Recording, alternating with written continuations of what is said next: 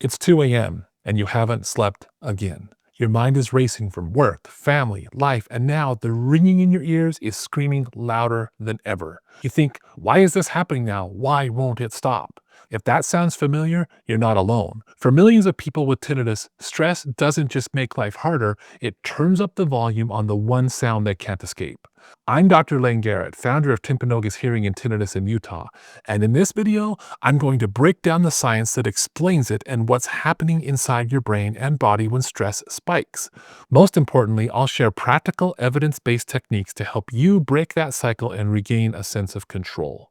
Before we get into that heavy science, we have to talk about something that nearly every person with bothersome tinnitus experiences, the vicious cycle. It works like this. You go through a period of high stress, maybe from work, family, or health issues. Your tinnitus gets louder and more intrusive, and that louder tinnitus then becomes a new source of stress, causing anxiety and frustration.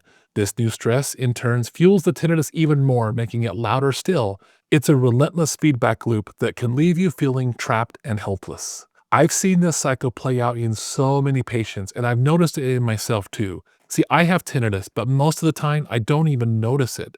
But when I'm stressed, it can spike. I catch myself becoming more aware of my ringing, and it's like my brain just doesn't want to let it go.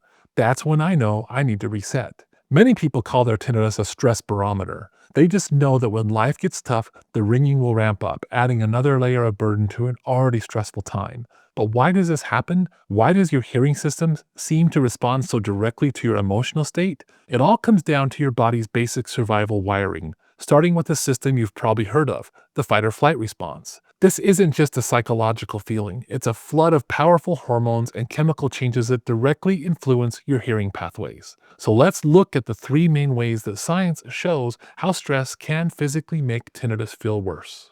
When you feel threatened, whether it's by a looming deadline or a constant frustration of your tinnitus, your brain kicks on a stress response system called the HPA axis. This triggers the release of stress hormones, mostly adrenaline and cortisol. Now, while that's essential for short-term survival, chronic stress means chronically high cortisol levels, and studies have shown a strong link between high cortisol and the perceived loudness of tinnitus. Think of cortisol as an amplifier for your nervous system. In a survival situation, you want your senses on high alert. But when you're chronically stressed, that amplifier gets stuck in the on position. Research finds that people with bothersome tinnitus often have dysregulated cortisol patterns, which suggest their bodies are in a constant state of high alert. This hormonal imbalance can make the neurons in your auditory system more excitable, basically turning up the volume on the phantom sounds of tinnitus. In fact, stress is now seen as a major factor that can contribute to this condition becoming so debilitating. And for years, we thought tinnitus was just an ear problem, but fascinating new research now points to the brain, specifically a process called neuroinflammation, which is just inflammation in your brain and central nervous system. Recent studies have revealed that stress, a lot like loud noise exposure, may trigger this inflammatory response in the hearing centers of the brain. Here's how that works. When you're stressed, your immune system can release inflammatory molecules called cytokines. In tinnitus research, these molecules were found to be in higher numbers in the auditory pathways. This inflammation disrupts the normal balanced signaling between those neurons, creating a hyperactivity that your brain interprets as sound. Some researchers even believe that finding a way to block this specific inflammatory response could be a key to future tinnitus treatments. So when you feel stressed and your tinnitus spikes, it might be a sign of a real physical inflammatory process happening inside your brain. So why is tinnitus so emotionally draining? It's because your limbic system, the brain's emotional hub, includes parts of your brains like the amygdala and the hippocampus. This system is hardwired directly to your auditory pathways. When you're stressed, the limbic system becomes very hyperactive, constantly scanning your environment for threats. Because of this wiring, your brain starts to treat the neutral sound of tinnitus as a danger signal. It's no longer just a background sound, it's a threat. The amygdala flags it as something to be afraid of, and your prefrontal cortex, which controls your focus, starts paying more attention to the tinnitus. This explains why it's so difficult to just ignore it. Your brain, under the influence of stress, is actively doing the opposite. It's locking onto the tinnitus, monitoring it, and cranking up its emotional power. This creates an exhausting feedback loop between the sound and your emotional response, cementing the vicious cycle we're talking about here. I know that understanding the science is the first step, but it can also feel a little overwhelming. If you're connecting with what I'm saying and you felt stuck in this tinnitus cycle, let me know in the comments by sharing your experience. It really does help to know you're not alone. And if you're finding this information valuable, please take a second to hit that like button and subscribe. It helps us reach more people who might be struggling and need to hear this message about tinnitus. Now, let's move on from the problem to the solutions. Knowing that stress is a biological trigger is powerful. It means that managing your stress isn't just about feeling better, it's about directly influencing your body's mechanisms that drive your tinnitus. And let me say this plainly, telling someone to just relax or calm down when their ears are screaming is not helpful. And frankly, it's kind of ignorant. Stress management isn't a luxury here. It's one of the few ways you can physically turn down the volume on your tinnitus. Here are 4 evidence-based strategies you can start using today. Technique number 1, master your nervous system with conscious breathing. The fastest way to hit the brakes on that fight or flight response is to activate the opposite, the rest and digest state. And the most direct way to do that is through your breathing. The 4-7-8 breathing technique is a simple but really powerful exercise. Here's how you do it. Sit or lie down comfortably, then let all the air out of your lungs. Now close your mouth and inhale quietly through your nose for a count of 4. Hold that breath for a count of 7, then exhale completely through your mouth, making a whoosh sound for the count of 8. Repeat this 3 or 4 times. Doing this a few times a day, especially when you feel stressed or your tinnitus is starting to rise, can help lower your heart rate, reduce cortisol, and bring a sense of calm to your nervous system. Technique number 2, rewire your brain with mindfulness and cognitive behavioral therapy. Since we know the brain's emotional reaction is a huge part of the problem, we have to retrain how the brain responds to tinnitus.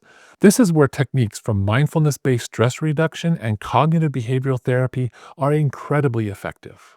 Mindfulness isn't about ignoring the tinnitus, it's about changing your relationship with it. It teaches you simply to acknowledge the sound without judgment, observing it as a neutral sensation instead of a threat.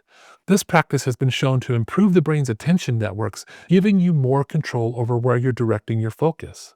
Cognitive behavioral therapy, which is often done with a therapist, helps you identify and challenge the negative thoughts you have about your tinnitus. Instead of thinking, the tinnitus is ruining my life, you can learn to reframe it with something more realistic and empowering like, the ringing is here right now, but I can still focus on what matters to me. That reframing process is a game changer for breaking the emotional grip tinnitus has on you. Technique number 3, change the soundscape with sound therapy. For someone with tinnitus, a silent room can be the enemy. It allows the internal sound to take center stage. Sound therapy is all about enriching your environment with other sounds to reduce the contrast between your tinnitus and total silence. And this doesn't have to be complicated. Using a white noise machine, a fan, or even an app that plays soothing sounds like rain can provide a neutral background that helps your brain filter out the tinnitus.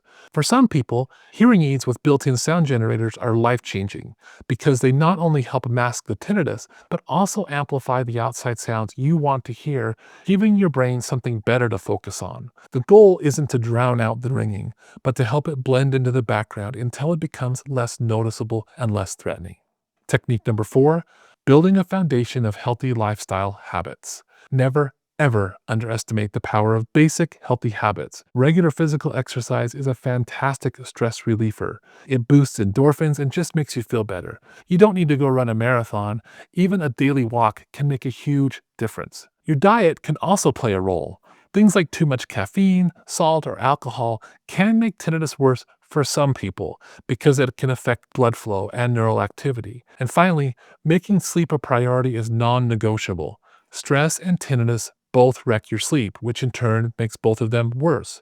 Creating a calm bedtime routine and using sound therapy at night can help you break this exhausting cycle. So can stress really make tinnitus worse? The experience of millions of people and the growing body of science point to a resounding yes. It's not just in your head. It's a real process happening with your hormones, your inflammatory response, and your neural pathways. From the surge of cortisol to the inflammation in your auditory cortex and the hyperactivity of your brain's emotional centers, stress acts as a powerful amplifier for tinnitus. But one of the worst things you can hear when you're suffering is, you just have to learn to live with it. That phrase infuriates me. It's dismissive, outdated, and flat out wrong. We don't tell people with chronic pain to just deal with it, so why should it be any different with tinnitus? The science should not make you feel hopeless. It should empower you. It confirms what you're already experiencing is real, and it gives you a roadmap to taking back control. By actively managing your stress with techniques like breathing, mindfulness, sound therapy, and healthy habits, you're not just calming your mind, you're directly intervening in the biology of your tinnitus. You are turning down the amplifier. This is a journey, and getting better is possible. You don't just have to learn to live with it, you can manage it and reduce its hold on your life. If you are struggling and you feel you need more personalized guidance, I strongly encourage you to seek help from an audiologist or a mental health professional who specializes in tinnitus. In my clinic, Timpanogos Hearing and Tinnitus, we've been successfully treating tinnitus patients for over 20 years, and recently we became one of the first modern tinnitus specialty centers. We utilize programs like tinnitus retraining therapy, specialized tinnitus-based cognitive behavioral therapy education, linear bimodal neuromodulation, and we can monitor tinnitus-specific biomarkers in our patients. These tools have allowed us to help countless tinnitus patients with a nearly 90% success rate. You can learn more about treating tinnitus in our Learning Center. And if you're in Northern Utah and would like to schedule an appointment in one of our award-winning clinics, you can find the links below. Thank you for spending this time with me today. Remember to be patient and kind to yourself. You do have the power to change this problem.